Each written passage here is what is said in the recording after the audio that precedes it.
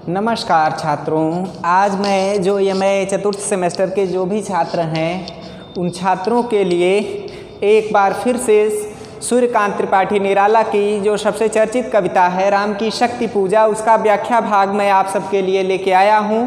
और इस व्याख्या भाग में जो विशेष है उसको मैं बताने वाला हूं, तो बने रहिएगा। वीडियो लगातार देखते रहिएगा। तो देखिए, सबसे पहले हम पंक्ति पढ़ते हैं, तो पंक्ति पढ़कर देखेंगे कि इनका संदर्भ क्या है और प्रसंग क्या है। तो चलिए शुरू करते हैं। हे अमानिशा उगलता गगन घन अंधकार, खो रहा दिशा का ज्ञान स्तब्ध है पवनचार, अप्रतिहत पीछे गरज रहा अम्बुध विशाल, भूधर ज्यों ध्यान मग्न केवल जलती मशाल, स्थिर राघवेंद्र को हिला रहा फिर संशय, रह उठता जगजीवन में रावण जय भय, जो नहीं हुआ आज तक रिपुदम्य श्रांत, एक भी अयुत लक्ष्य में रहा जो दुराक्रांत, कल लड़ने को हो रहा विकल वह बार बार, असमर्थ मानता मन उद्दत हो हार हार। यहाँ पर इन पंक्तियों को पढ़ने के बाद हम शैली के आधार पर यह पता कर लेते हैं कि यह सूर्यकांत त्रिपाठी निराला की शैली है।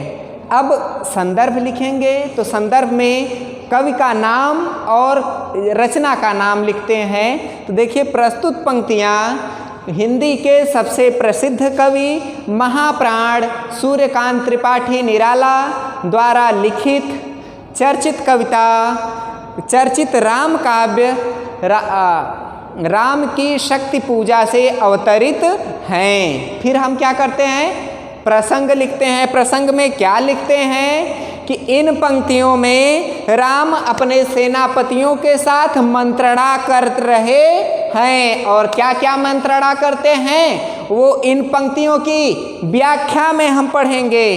तो चलिए फिर इसके बाद हम व्याख्या करने चलते हैं और व्याख्या में देखते हैं कि क्या मंत्रणा हो रही है। हे अमानिशा उगलता गगन घन अंधकार, हे अमा यानी ये तो अमावस्या की रात है, अमावस्या की निशा यानी रात है। यह रात कौन सी है? अमावस्या की रात है। उगलता गगन घन अंधकार, और क्या है? आकाश, गगन आकाश पर उगलता यानी निकल रहा है, घन यानी घनघोर, अंधकार यानी अंधेरा, यानी अमावस्या की रात है। ऐसा लग रहा है कि आकाश से घनघोर अंधेरा आकाश उगल रहा हो, चारों तरफ घनघोर अंधेरा छाया हुआ था। अमावस्या की रात को आप वैसे भी जानते हैं, जिस दिन अमावस्या तिथि होती है उस दिन घनघोर अंधेरा चारों तरफ छाया रहता है। खो रहा दिशा का ज्ञान, स्तब्ध है पवनचार। खो रहा यानी समझ में ही नहीं आ रहा, कि गायब हो जा रहा है दिशा का ज्ञान, यानी दिशा किस दिशा में जाएं या किस दिशा में न जाएं, दिशा का ज्ञान अब हमें ज्ञात नहीं रह गया है। स्तब्ध है पवनचार, स्तब्ध यानी एकदम आश्चर्यचकित या एकदम शांत है पवनचार, और हवाएं जो हैं एकदम शांत हैं, थोड़ी भी इधर उधर नहीं चल रही हैं। हवाओं में बहुत बड़ी, बहुत ज़्यादा रुकावट की प्रवृत्ति है। ये प्रवृत्ति कैसी है? वह प्रवृत्ति ऐसी है कि लगता है पवन देव ने हवाएं ही रोक दी हों। तो छात्रों, इसे इतना समझ में आया? बोलिए हाँ। तो आगे है कि प्रतिहत पीछे गरज रहा अम्बुध विशाल, प्रतिहत अप्रतिहत यानी बिना देर किए पीछे गरज रहा, और पीछे की तरफ गरज रहा है, बिना प्रतीक्षा किए अनावश्यक रूप से, बिना एक पल देर किए पीछे से लगातार गरज रहा है, यानी गर्जना कर रहा है, ध्वनि कर रहा है। कौन? अम्बुध विशाल। अम्बुध यानी समुद्र विशाल यानी जो विशाल है, जो बहुत बड़ा है, वह बहुत तेजी तेजी से गर्जना कर रहा है। आगे क्या कहते हैं, भूधर ज्यों ध्यान मग्न। और क्या है, भूधर यानी पृथ्वी से जो लगा हुआ है उसे क्या आप बोलते हैं, भूधर। अर्थात पृथ्वी पर जो आसन मार कर बैठते हैं, आसन फैलाकर जो बैठने वाले लोग हैं, यानी कौन लोग हैं जो हमेशा पृथ्वी पर बैठे रहते हैं, ऋषि मुनि। भूधर पर, भूधर भूमि पर कौन आसन लगाता है, तो ऋषि मुनि या ध्यान मग्न। ध्यान मग्न यानी ध्यान लगाकर पृथ्वी को पकड़े हुए हैं जो, वो ऋषि मुनि कैसे हैं, एकदम ध्यान मग्न हैं। ऋषि मुनि भूमि को पकड़े हुए एकदम अपनी ध्यान मुद्रा में समाहित हुए हैं। केवल जलती मशाल, और दूर दूर तक बस्तियों में केवल मशाल ही मशाल दिखाई दे रही है। अर्थात उस समय के दीपक को मशाल बोलते थे। पहले का दीपक इस तरह का होता था छात्रों, ऐसे वो मशाल होती थी। तो उस मशाल में केवल दीपक ही दीपक दिखाई दे रहा है और कुछ नहीं दिखाई दे रहा है। क्यों नहीं दिखाई दे रहा है, क्योंकि हे अमानिशा यानी अमावस्या की रात के कारण चारों तरफ घनघोर अंधेरा छाया हुआ है। फिर आगे निराला जी कह रहे हैं कि स्थिर राघवेंद्र को हिला रहा फिर संशय। स्थिर राघवेंद्र को यानी जो राघवेंद्र यानी जो भगवान श्री राम हमेशा स्थिर चित्त के लिए प्रसन्न, स्थिर चित्त वाले माने जाते थे। अब वे कैसे हैं कि उनको शांत भगवान श्री राम को लग रहा है कि हिला रहा फिर संशय, कि स्थिर यानी जो शांत स्वभाव के हैं भगवान श्री राम, उन्हें राघवेंद्र इंद्र के आसन के समान, राघवेंद्र यानी इंद्र जो है, ऐसा लगता है कि जैसे इंद्र का आसन खतरे को सोचकर हिलने लगता है, चलने लगता है, उसी तरह से हमेशा शांत स्वभाव में रहने वाले भगवान श्री राम का मन कैसा हो रहा है, इंद्र के समान उनका मन हिल रहा है। जैसे इंद्र का आसन हिलने डुलने लगता था, उसी तरह से भगवान श्री राम का मन हिलोरे ले रहा है और उसमें संशय भर आया है। क्योंकि स्वभाव से ही शांत जो राम थे वे इंद्र के समान नहीं थे। राम को इस बात की शंका थी कि युद्ध में वे पराजित हो जाएंगे, इस कारण वे विचलित हो रहे थे, इस कारण से उनके मन में संशय भर रहा था। अब यहाँ किस बात को निराला जी याद कर रहे हैं, केवल इतनी छोटी सी बात में ये समझिए आप कि ये पौराणिक कथा याद कर रहे हैं कि जैसे भगवान श्री राम इंद्र जो हैं, जब कोई भी राक्षस या कोई भी व्यक्ति, कोई भी ऋषि या मुनि बड़ा यज्ञ करने लगता था तो इंद्र का मन विचलित हो जाता था, लेकिन राम तो ऐसे बिल्कुल भी नहीं थे। लेकिन पहले दिन के युद्ध के बाद राम के मन में यह भावना पता नहीं कहाँ से समाहित हो गई थी कि अब मैं युद्ध नहीं जीत सकूंगा, इसलिए उनका मन संशय से युक्त हो गया था। रह रह उठता, समय समय पर धीरे धीरे रह रह करके उठ रहा था जग जीवन में रावण जय भय। रावण के मन में समय समय पर भय उठता जा रहा था। जो नहीं हुआ आज तक रिपुदम्य श्रांत, कि आज तक जो कभी नहीं हुआ है वह होने वाला है। रह रह कर अर्थात भगवान श्री राम के मन में यही संशय बार बार उठ रहा था कि रावण क्या मेरे इस जीवन में विजयी हो जाएगा। जय भय अर्थात रावण की जीत का भय भगवान श्री राम के मन पर ज्ञापित हो चुका था, उनके मन पर इस बात ने घर कर लिया था। इस कारण से उनका मन भय से क्या होता था, कांप उठता था, जो नहीं हुआ आज तक, जो ऐसा कभी नहीं हुआ।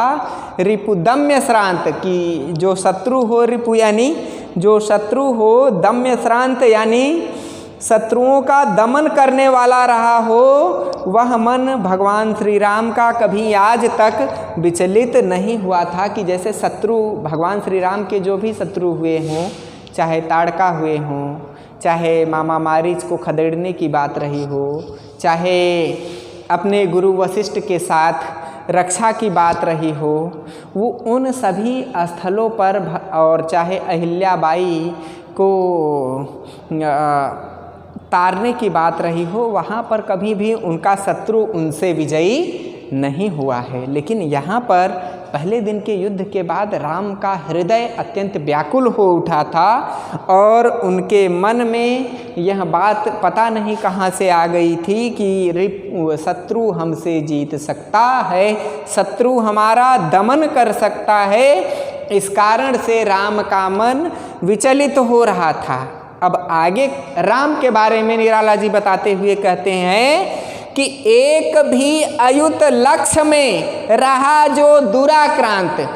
एक भी अयुत यानी एक भी अकेला कोई ऐसा नहीं था। कैसा नहीं था? जो लक्ष्य में रहा हो दुराक्रांत। जो लक्ष्य यानी लाखों में या आप सहस्त्रों में, लाख को सहस्त्रों में कह सकते हैं कि लाखों शत्रुओं के बीच दुर्दमनीय बना रहा, यह सोचकर व्याकुल हो रहे हैं कि कल रणभूमि में वे किस प्रकार युद्ध करेंगे। कि कल लड़ने को हो रहा विकल वह बार बार की उनका मन बार बार व्याकुल हो रहा है कि जो सहस्त्रों सहस्त्रों लोगों का दमन करने में सक्षम है, कि मेरी तरफ से हनुमान को छोड़कर बाकी कोई भी ऐसा नहीं है जो घायल न हुआ हो, जिसे चोटें ना आई हो, जिसके पैर में से रक्त इत्यादि न बह रहे हों, और उस शत्रु सेना की तरफ से ऐसा कोई नहीं है जो सहस्त्रों सहस्त्रों लोगों को मारने वाला है। और निराला जी क्या कहते हैं कि ये सोच रहे थे और वो अपने बारे में सोच रहे थे कि मैंने तो कईयों के पापों को नष्ट किया है, कईयों दुष्टों को सुधारने का प्रयत्न किया है, लेकिन मेरे मन में कभी ऐसी बात नहीं आई कि कभी भी हमारा शत्रु विजयी हो सकता है। लेकिन यहाँ पर यह बात राम के मन में आ रही है और वो ये सोच रहे हैं कि जो ऐसा व्यक्ति है कि एक साथ हमारे 10-10 हजार सहस्त्रों वानर सैनिकों को एक चुटकी में पराजित कर दे रहा है, वह उससे कल लड़ने को मैं कल कैसे जाऊंगा, उसे लड़ने के लिए यह सोचकर उनका मन बार बार व्याकुल हो रहा था। असमर्थ मानता मन उद्दत हो हार हार। और उनका मन कैसा था? असमर्थ मानता, अर्थात अपने आप को समर्थवान नहीं मानता था कि मैं असमर्थ राम का मन यह मान रहा था कि वे असमर्थ हैं रावण से युद्ध करने में। इसलिए उनके मन में उनका मन बार बार हारने की प्रवृत्ति याद कर रहा था। उनके मन में हार की आकांक्षा लगातार बनी हुई थी। तो इस तरह की प्रवृत्ति भगवान श्री राम के मन में हिलोरे ले रही थी। यहाँ इन पंक्तियों का मुख्य भाव क्या है निराला जी का, वो मैं आपसे बताना चाहूँगा। तो निराला जी का इन पंक्तियों को लिखने का भाव यह है कि शत्रु सेना बहुत ही बलशाली है और अमावस्या की घनघोर रात भी आज है। तो वह घनघोर रात का जो अंधेरा है, उस अंधेरे में जब भगवान श्री राम बैठते हैं अपने मंत्रियों के साथ और मंत्रणा करते हैं, तो मंत्रणा करते हुए उनका ध्यान जाता है इस घनघोर अंधेरी रात पर। तो देखते हैं कि दूर दूर तक कुछ नहीं दिख रहा है, केवल मशाल ही मशाल दिख रही है। आदमी का तो पता ही नहीं रह गया कि आदमी कहाँ हैं और कहाँ नहीं हैं। आदमी बिल्कुल भी नहीं दिखाई दे रहे हैं। और क्या बात है, और यह बात है कि वो भगवान श्री राम दिन की बात को स्मरण करते हैं कि विपक्षी शत्रु ऐसा है कि जो एक एक बार में सहस्त्रों सहस्त्रों लोगों को मार दे रहा है और मैं कुछ नहीं कर पा रहा हूँ। आज तक मेरे मन में ऐसी बात कभी नहीं आई थी। यही सोच कर मंत्रियों से मंत्रणा करते हुए उनका हृदय अत्यंत ही व्याकुल बार बार हो रहा था। अब इसके बाद जब हम ये लिख लेते हैं, व्याख्या जब हम लिख लेते हैं तो क्या लिखते हैं, विशेष। क्या लिखते हैं, विशेष। तो विशेष में इन पंक्तियों में क्या क्या विशेषताएं हैं उनकी चर्चा अब आपको लिखना है। तो चलिए हम इसकी इन पंक्तियों की विशेषता लिखते हैं। सबसे पहले देखिए कि प्रकृति का आलंबन रूप में भयंकर चित्र का वर्णन किया गया है। किस चित्र का, प्रकृति के आलंबन रूप का चित्रण है। तो ठीक है, पहली विशेषता प्रकृति के आलंबन रूप का चित्रण। ठीक, अब कैसे, यदि आप कमेंट करके पूछ लेते हैं कि सर कैसे है आलंबन रूप में चित्रण, तो ऐसे है कि यहाँ प्रकृति को आलंब मानकर कि अंधेरा क्या है, उगल रहा है। मनुष्य उगलता है और निगलता है, यानी खाता है और निकालता है। लेकिन यहाँ कौन कर रहा है उगलने और निगलने का कार्य, प्रकृति कर रही है। क्या उगल रही है, घनघोर अंधेरा। फिर इसके बाद खो रहा दिशा का ज्ञान। मनुष्य खोता है, मनुष्य की वस्तुएं खोती हैं, लेकिन प्रकृति में आज जो पूर्व दिशा है, पश्चिम दिशा है, दक्षिण दिशा है, उत्तर दिशा है, ईशान कोण है, वायव्य कोण है, नैऋत्य कोण है, यह कभी भी बदलता नहीं है। चाहे अग्नि कोण है, ये सभी कभी भी बदलते नहीं हैं। लेकिन यहाँ मनुष्य की तरह यानी प्रकृति का मानव के रूप में चित्रण किया गया है। इस कारण से पहली विशेषता क्या है, प्रकृति का आलंबन के रूप में चित्रण है। और दूसरी विशेषता इन पंक्तियों की क्या है, तो वो यह है कि देखिए यहाँ पर रात्रि के घनघोर अंधेरे, राम के हृदय का डरावनापन, यानी जहाँ भय नामक स्थायी भाव उत्पन्न होकर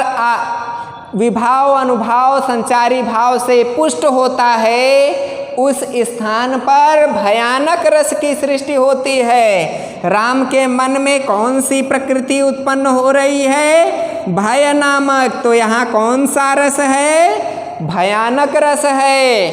फिर इसके बाद अब अगली बात यहाँ हम क्या खोजेंगे, हम अलंकारों को खोजेंगे कि कौन कौन से अलंकार इन पंक्तियों में हैं। तो देखिए मैं वहाँ टिक करता जाऊँगा और आप अपने नोट्स में भी, और जो नोट्स आपको प्रोवाइड किया गया है वीडियो के साथ, उसमें भी आपको वो देखने को मिल जाएगा। तो चलिए मैं आपको अलंकार बता रहा हूँ कि कौन कौन सा अलंकार है। तो देखिए जो पहली ही पंक्ति है कि अमानिसा उगलता घन गगन घन अंधकार, यानी मानव की तरह उगलने की प्रवृत्ति का वर्णन करके मानवीकरण अलंकार ऊपर की पंक्ति में है। फिर इसके बाद और क्या है, दृष्टांत अलंकार। दृष्टांत अलंकार यानी घनघोर अमावस्या की रात्रि होती है तो कैसा कैसा दृश्य होता है, उस दृष्टिकोण का चित्रण यहाँ पर निराला जी ने किया है। इस कारण से इस पंक्ति में यहाँ तक दृष्टांत अलंकार की सुंदर छटा का वर्णन है। ठीक है, फिर इसके बाद अगली पंक्ति हम देखते हैं। तो अगली पंक्ति में राघवेंद्र में कौन सा अलंकार है? राघव प्लस इंद्र, यानी जहाँ पर दो प्रसिद्ध व्यक्तियों को एक साथ प्रस्तुत किया जाए उस स्थान पर परिकांकुर अलंकार होता है। तो इस पंक्ति में कौन सा अलंकार है राघवेंद्र में? तो परिकांकुर अलंकार है। फिर इसके बाद अगली पंक्ति है उसमें आप देखिए, फिर बार बार आपको दिख रहा है बार बार, ठीक है। इसके बाद स्थिर राघवेंद्र को हिला रहा फिर जो पंक्ति दी गई है, इस स्थान पर कौन सा अलंकार है?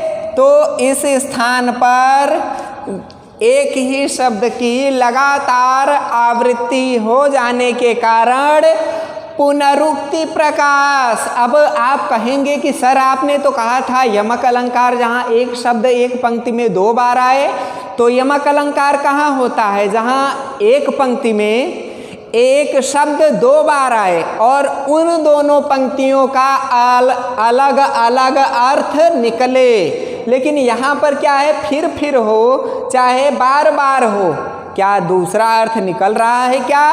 बिल्कुल भी नहीं। तो कौन सा अलंकार होगा? पुनरुक्ति प्रकाश अलंकार होगा।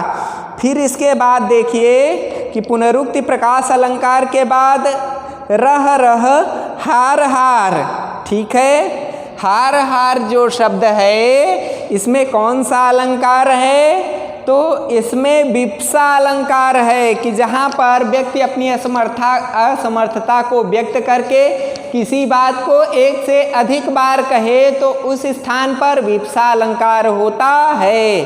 तो आपने देखिए, एक तो आपने पंक्ति पढ़ी और दूसरी बात क्या आपने सीखा कि यमक अलंकार की परिभाषा क्या होती है और पुनरुक्ति प्रकाश अलंकार की परिभाषा क्या होती है और विप्सा अलंकार की परिभाषा क्या होती है। तो देखिए, एक ही साथ जब सब कुछ आप पढ़ते चलेंगे, पंक्ति के बारे में विशेषता बताते चलेंगे, तभी आपको नंबर मिलता है।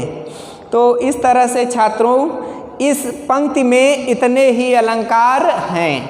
अब हम अगली पंक्ति की चर्चा करने चल रहे हैं। तो अगली पंक्ति है, ऐसे क्षण अंधकार में घन जैसे विद्युत, जागी पृथ्वी तनया कुमारिका पृथ्वी अच्युत, देखते हुए निष्पलक हुए याद आया उपवन, विदेह का प्रथम स्नेह का लतांतराल मिलन, नैनों का नैनों से गोपन प्रिय संभाषण, पलकों पर पलकों का नव पलकों पर प्रथमोत्थान पतन, कांपते हुए किसलय झरता पराग समुदय, नाते खग नव जीवन परिचय तरुमरय वलय, ज्योति प्रपात स्वर्गीय ज्ञात छवि प्रथम स्वीय, जानकी नयन कामनीय प्रथम कंपन तुरीय। यानी यहाँ पर इन पंक्तियों को देखने के बाद सर्वप्रथम शैली के आधार पर हम संदर्भ लिखते हैं। तो प्रस्तुत पंक्तियों का संदर्भ यह है कि प्रस्तुत पंक्तियाँ हिंदी के प्रसिद्ध कवि सूर्यकांत त्रिपाठी निराला की प्रसिद्ध कविता या प्रसिद्ध राम काव्य राम की शक्ति पूजा से ली गई हैं। तो प्रसंग फिर इनका क्या लिखेंगे? प्रसंग, क्योंकि हमने पंक्ति पढ़ा तो पंक्ति पढ़ने के बाद हमें क्या प्रसंग मिल रहा है? प्रसंग यह है इन पंक्तियों का कि निराशा के क्षणों में राम को एकाएक सेनापतियों के साथ मंत्रणा करते हुए सीता के स्मरण की बात याद आ गई थी। अर्थात मंत्रणा कर रहे थे, तभी किसकी याद आ गई? तुरंत ही सीता की याद आ गई। किसकी याद आ गई? तभी सीता का स्मरण हो आया, ठीक है। तो अब जब हम प्रसंग लिख चुके, फिर उसके बाद हम क्या लिखते हैं? व्याख्या। व्याख्या में हम क्या लिखते हैं? व्याख्या में इन पंक्तियों के अर्थ के साथ भावों को लिखते हैं। तो चलिए शुरू करते हैं भावों गर्भित इन पंक्तियों की व्याख्या। तो पंक्ति है, ऐसे क्षण अंधकार घन में जैसे विद्युत, यानी ऐसे क्षण, यानी निराशा और अवसाद के इस क्षण में, घनघोर अंधेरे में भगवान श्री राम को एक बात याद आ जाती है कि जैसे विद्युत, जैसे घनघोर अंधेरा हो और अचानक बिजली चमक जाए तो चारों ओर वह अपनी चमक बिखेर देती है, उसी तरह से यहाँ पर भगवान श्री राम को तुरंत ही एक ऐसे स्मरण की बात याद आ गई थी। और वो कौन सा स्मरण था? वो इस प्रकार है, जागी पृथ्वी तनया कुमारिका पृथ्वी अच्युत, कि अगर घनघोर अंधेरा छाया हो, काली रात हो, दिशाएं न पता चल रही हो, उसी बीच में जब बिजली कौंधती है या बिजली चमकती है तो चारों तरफ चमक फैल जाती है, चाहे वो पृथ्वी हो, चाहे सुंदर स्त्री हो, चाहे पृथ्वी की सुंदरता हो, वह और अधिक बढ़ जाती है। तो यहाँ भी भगवान श्री राम के इस निराशा वाले क्षणों में एक ऐसी विद्युत की चमक के समान बात याद आ गई थी। जैसे काले बादल हों, एकाएक बिजली चमक जाए तो काले बादल सफ़ेद हो जाते हैं, उसी तरह से निराशा के क्षणों में राम के मन में भी ये बात आ गई। फिर क्या किया राम ने? देखते हुए निष्पलक याद आया उपवन, कि जब निराशा के क्षण थे और इन दृश्यों को वो देख रहे थे कि चारों तरफ काली घटाएं, काली दिशाएं, घोर अंधेरा छाया हुआ है, तभी उन्हें जैसे काले बादलों के बीच में बिजली चमकती है, तो उस दृश्य को जब राम ने देखा तो उनके मन में भी एक बात बिजली की चमक के समान आ गई। देखते हुए निष्पलक, और वे तुरंत निष्पलक हो गए और उन्हें याद आया उपवन, यानी उन्हें वह बाग बगीचा याद आ गया। कौन बाग बगीचा आ गया, याद आ गया? आगे देखिए, विदेह का प्रथम स्नेह का लतांतराल मिलन। विदेह यानी वैदेही, यानी सीता का दूसरा नाम, का प्रथम स्नेह, सीता का, माता सीता का के मिलन के प्रथम स्नेह का, प्रथम प्रेम रूपी मिलन की बात याद आ गई। कहाँ मिले थे भगवान श्री राम उनसे? वो उन्हीं लताओं के झुरकुट के मध्य दोनों की आंखें चार हुई थी, यानी वो भी पुष्प तोड़ने के लिए लताओं बगीचे में आए थे और सीता जी भी पुष्प तोड़ने के लिए बगीचे में आई थी। तो आने के बाद दोनों के बीच में लताओं का फासला था, तो जब पुष्प चुन रहे थे यानी तोड़ रहे थे, उसी समय लताओं के उस पार भगवान श्री राम को सीता जी का उज्जवल चेहरा दिखाई पड़ा था और दोनों के चेहरों का मिलन हुआ था और स्नेह यानी प्रेम उत्पन्न हुआ था। नयनों का नयनों से गोपन प्रिय संभाषण, भगवान श्री राम के नेत्र और माता सीता के नेत्र आपस में गोपनीय तरीके से प्रिय प्रेम पूर्वक संभाषण यानी आपस में बातचीत कर रहे थे। पलकों का पलकों का क्या हुआ था? प्रथमोत्थान पतन, यानी एक दूसरे की आंखों की पलकें एक दूसरे से परिचित हुई और ऊपर नीचे भी हो रही थी। कांपने हुए किसलय झरता पराग समुदय। फिर क्या और कैसी स्थिति थी कि कांपते हुए किसलय, यानी उस समय भगवान श्री राम और माता सीता की पलकें इस प्रकार से प्रेम में लिप्त होकर ऊपर नीचे हो रही थी कि दोनों में अत्यावश्यक प्रेम जागृत। कांपने हुए किसलय झरता पराग समुदय, यानी भगवान श्री राम का पराग, भगवान श्री राम के नेत्रों का जो मिलन था सीता माता के नेत्रों से, वह ऐसा लग रहा था कि पराग उड़ेल रहा हो। आगे क्या है? नाते खग नव जीवन परिचय तरु मलय वलय, और उन नेत्रों की शोभा को देखकर ऐसा लग रहा था कि दो पंछी एक दूसरे से परिचय प्राप्त कर रहे हैं। और क्या बात है कि प्रातः कालीन जैसे सूर्य का प्रकाश पड़ते ही पत्तों से पड़ते ही जो पक्षी होते हैं वो तरह तरह की आवाज़ें निकालते हैं और जीवन में नवजीवन भरने का कार्य करते हैं। उसी तरह से भगवान श्री राम और सीता जी के मिलन के दृश्य का वर्णन यहाँ पर निराला जी कर रहे हैं। फिर क्या कहते हैं, ज्योति प्रपात स्वर्गीय ज्ञात छवि प्रथम स्वीय।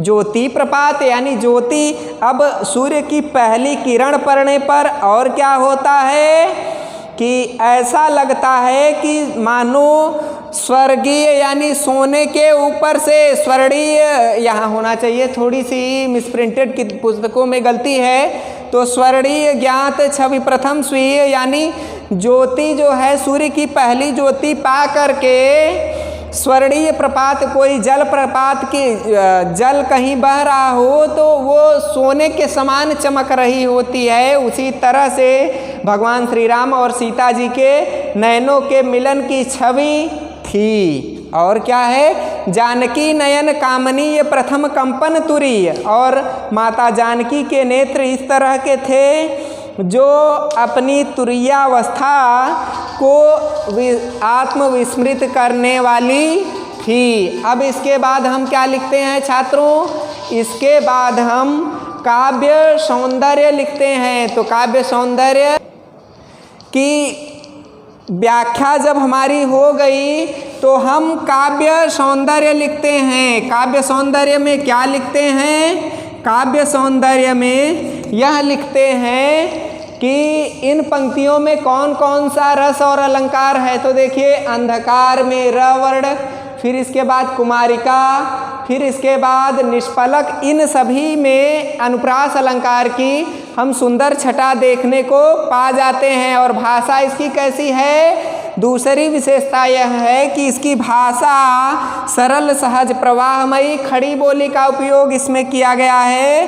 और तीसरी विशेषता क्या है, इन पंक्तियों में भगवान श्री राम ने सीता जी के स्मरण की प्रेम पूर्वक बातों का वर्णन किया है। इस तरह से इस वीडियो में इतना ही। अगले वीडियो में मिलेंगे तो आगे के बिंदु पर चर्चा करेंगे।